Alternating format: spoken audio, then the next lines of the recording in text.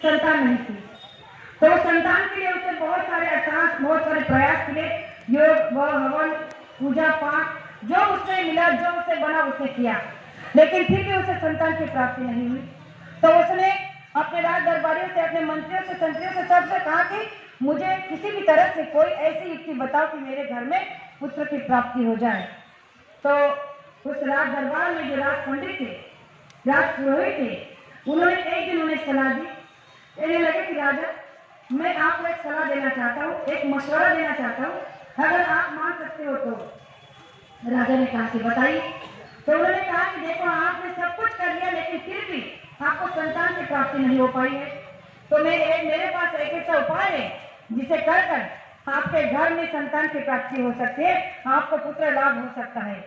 अब राजा ने जैसे इस बात को सुना तो मन में जो है लालच हो गया, मोह हो गया पुत्र का। कहने लगे कि बताइए मुझे क्या करना होगा।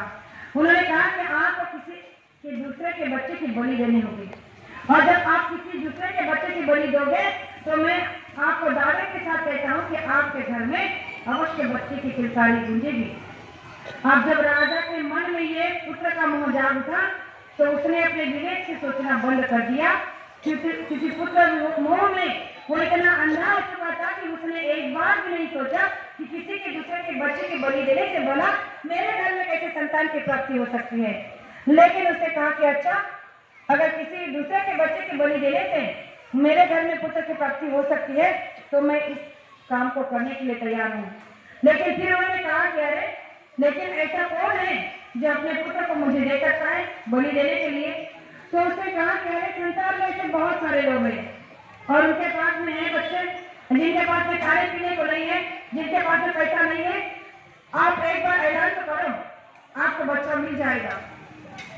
राजा की इस फरमाइश को जब सिपाहियों ने पूरे नगर में ऐलान कर दिया कि कोई परिवार का, किसी भी परिवार का कोई सदस्य, कोई माता पिता अगर अपने एक बेटे को, एक बच्चे को राजा को बलि देने के लिए तैयार होता है तो राजा उसे मुंह मांगा इनाम दे सकता है, वो जो चाहे उसे मिल सकता है। तो संसार में ऐसे कोई माँ बाप नहीं है जो अपने पुत्र की बलि दे सके। सबने इस बात को सुना, इस बिंदरे को सुना, लेकिन किसी के अंदर भी ये बात नहीं जागी। लेकिन उसी गांव में एक ब्राह्मण रहता था जो बड़ा ही गरीब और दीनहीन था, दरिद्र था, और उसके 5 पुत्र थे।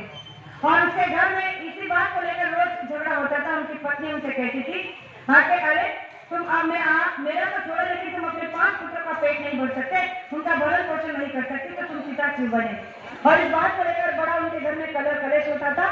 लेकिन जब इस बात को उस बहन ने सुना तो उसने उस भाई ने जब इस बात को सुना तो उसने सोचा कि क्यों ना मैं ये बात अपनी पत्नी को बताऊं, और अगर वो मान जाती है तो 5 पुत्रों में से मेरा एक ही अगर चला जाएगा तो कोई फर्क नहीं होगा, लेकिन मैं औरों का पेट तो भर सकता हूँ, उन्हें तो सुखी जीवन चाहिए, जो जीवन है उसे दे सकता हूँ।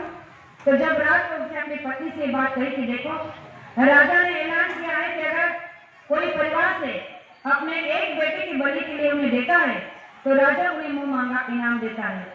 तो मेरे ये कहना है कि अगर हम अपने 5 बेटों में से किसी एक को दे देते हैं तो हमारे और बेटों का भविष्य बन जाएगा, हमारा जीवन संवर जाएगा। तुम क्या कहती हो?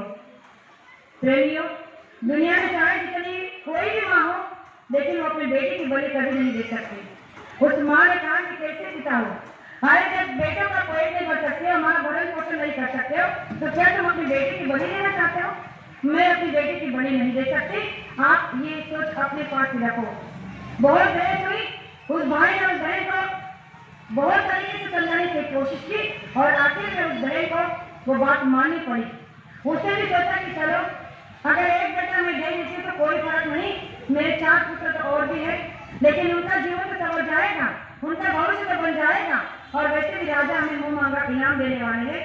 तो उस बहन ने भी मोह में आकर, लालच में आकर इस बात को स्वीकार किया। जब राजा को यह बात का पता चला कि नगर में एक पंडित दाम्पत्य है जो अपने बच्चे की बलि देने के लिए तैयार है, तो राजा को बड़ी खुशी हुई। उन्होंने कहा कि जल्दी से बलि देने की दिन, तारीख, मुहूर्त, समय तैयार करो और उस बच्चे के माता पिता सबको बुला लो। इस सारे नगर में ढिंढोरा पीटा गया कि राजा को बलि देने के लिए एक परिवार में एक पुत्र का प्राप्त हुआ है, एक परिवार ने हामी भरी है और बलि देने की दिन, तारीख, समय तय हुआ। गांव के नगर के बाहर नदी किनारे जब उस बच्चे की बलि देने की समय पूरा हुआ तो वहां पर बच्चे को लिया गया। लेकिन उस परिवार में जो बच्चा बलि के लिए दिया जा रहा था वो उस परिवार का सबसे छोटा बेटा था और वो बच्चा बचपन से ही भगवान में अपने संत सद्गुरु में बड़ी आस्था रखता था। वो दिन में सुबह शाम अपने गांव के बाहर जो आश्रम था उस आश्रम में जाता था, महात्मा के सत्संग सुनता था और उनकी वाणी को सुनकर अपने जीवन को बसर करता था और गुरु दक्षिणा गुरु शिक्षा प्राप्त करता था। तो उनके माँ बाप ने सोचा कि इसे बड़े भगवान की आस्था, इसमें बड़े भगवान की लगन है, अगर हम इसी की बलि दे देते हैं तो कहते हैं कि भगवान को ऐसे बच्चे बड़े प्यारे होते हैं, तो इसी की बलि देने से हमें कोई पाप भी नहीं लगेगा। अब उस बच्चे के बलि देने की तारीख दिन तय हुआ। समय के अनुसार उस बच्चे को उस जगह पर लिया जा गया जहाँ पर राजा ने समय बताया था। उस दिन राजा के राज दरबारी प्रजा, उस बच्चे के माता पिता, राज पंडित, उस बच्चे के रिश्तेदार, सारे लोग वहां पर इकट्ठा हुए और बच्चे को वहां लाया गया और उस बच्चे को बलि देने के लिए तैयार किया गया। उसे नहलाया धुलाया गया, अच्छा पकवान खिलाया गया और जब बलि देने के लिए उसे तैयार किया गया तो उस राज पंडित ने राजा से कहा कि राजा, कहते हैं कि मरने वाले की एक इच्छा को, आखिरी इच्छा को पूरा किया जाता है, आप भी जाकर उससे पूछ लो कि कोई उसकी आखिरी इच्छा तो नहीं है। राजा ने कहा कि ठीक है। जब जाकर उस बच्चे के पास गया तो राजा ने उस बच्चे से पूछा कि बेटा, तुम्हारी कोई आखिरी इच्छा तो नहीं है? उसने कहा कि जब मरना ही है तो अब आखिरी और पहली क्या? मेरी कोई इच्छा नहीं है। फिर भी राजा ने कहा कि देखो, अगर तुम्हारे मन में कोई भी बात हो तुम बता सकते हो, मैं आखिरी समय में तुम्हारी इच्छा पूरी कर सकता हूँ। तो उस बच्चे ने कहा कि ऐसा, अगर तुम मेरी इच्छा पूरी कर सकते तो ठीक है, मेरे लिए कटोरे में थोड़े से चावल मंगा लीजिए। जैसे ही उस लड़के ने राजा से कहा कि मेरे लिए कटोरे में थोड़े से चावल मंगा लीजिए, तो राजा सोचने लगा कि अरे, एक पल में इसकी मौत होने वाली है और ये लड़का कुछ और मांगने के बजाय मुट्ठी भर कटोरे में चावल मांग रहा है, क्यों? लेकिन कहते हैं ना कि इसकी इच्छा पूरी करनी है तो चावल को मंगाया गया। जब उस लड़के ने उस चावल को लिया तो उस चावल के सबके सामने छोटे छोटे 4 पिंड बनाए और उन 4 पिंडों में से 3 पिंडों को तोड़ दिया और चौथे के सामने जाकर बैठ गया। अब जब ये क्रिया उसने की तो इस क्रिया को उसके माता पिता, प्रजा, राजा के साथ समस्त सारी दुनिया देख रही थी। राजा के मन में विचारों की उथल पुथल हो गई। राजा सोचने लगा, इतना सा लड़का, इसे मरते मरते आखिरी समय में चावल मंगाए, चावल के छोटे छोटे 4 पिंड बनाए, 3 पिंडों को तोड़ दिया, चौथों को बिना तोड़े उसके सामने बैठ गया, आखिर में है क्या? और अगर ये बिना बताए मर जाता है तो मैं जीवन भर इसी बात में घुटता रहूंगा, जलता रहूंगा कि आखिर में ऐसा उसे किया था, क्या किया था, क्यों किया था? तो उन्होंने कहा कि जरा रुकिए, मैं इसे कुछ पूछना चाहता हूँ। राजा उस बच्चे के पास गए, उसे पूछा कि बेटा, पहले बताओ कि तुमने इन चावल के 4 पिंड क्यों बनाए, और जब 4 बनाए तो तुमने 3 को ही क्यों तोड़ा, चौथे को क्यों नहीं तोड़ा?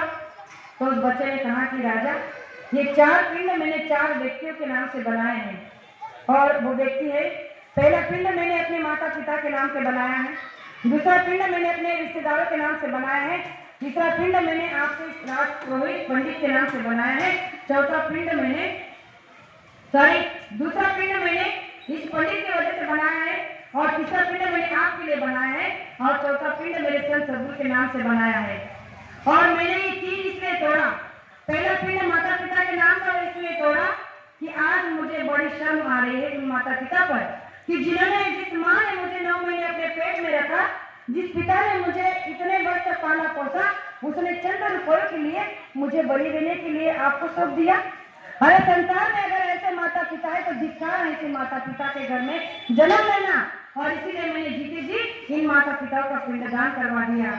दूसरी बात, दूसरा पिंड जो मैंने तोड़ा है वो इस राज पुरोहित, इस पंडित के नाम का तोड़ा है। कहते हैं कि संसार में पंडित प्रबोधन करते हैं संसार को, अच्छी बातों का, अच्छे ज्ञान का, लेकिन अगर इसने उस समय आपको ये प्रबोधन नहीं किया होता, ये बात नहीं बताई होती, ये सलाह नहीं दी होती कि किसी दूसरे के बच्चे की बलि दे दो तो आपके घर में बच्चा पैदा होगा, तो आज आप मेरी बलि नहीं दे रहे होते। और अगर संसार में ऐसे पंडित रहेंगे तो संसार कभी सुखी नहीं होगा।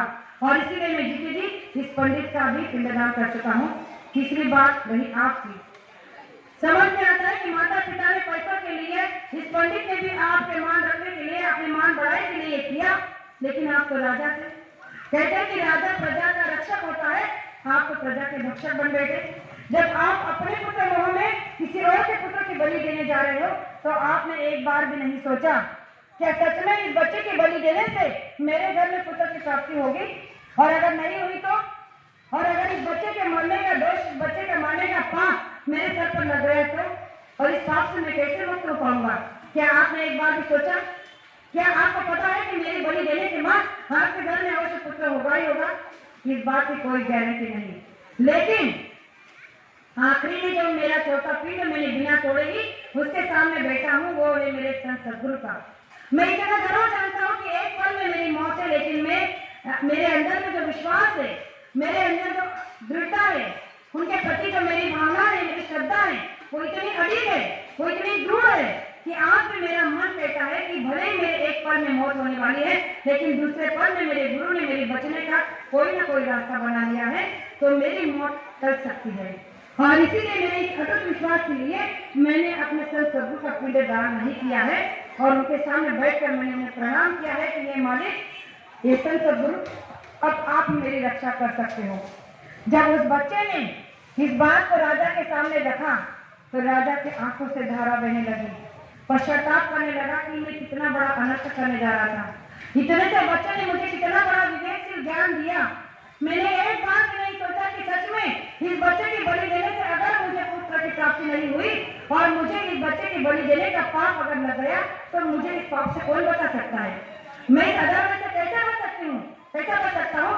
और इसलिए राजा ने उस ज्ञानी को, जब अंदर में ग्लानि हुई, उस बात को जनता के सामने जाहिर किया कि मुझे ऐसी बलि नहीं चाहिए, मुझे ऐसी बलि नहीं चाहिए कि दूसरे के घर में अंधेरा करके मैं अपने घर में उजाला करूं, दूसरे के पुत्र का बलि चढ़ाकर मैं अपने घर में पुत्र की प्राप्ति करूं, मुझे ऐसी बलि नहीं चाहिए। मैंने एक निर्णय लिया है कि क्यों ना इस बलि के बदले मैं इसी बच्चे को गोद ले लूं और इसे ही अपने राज्य का राजा बना दूं।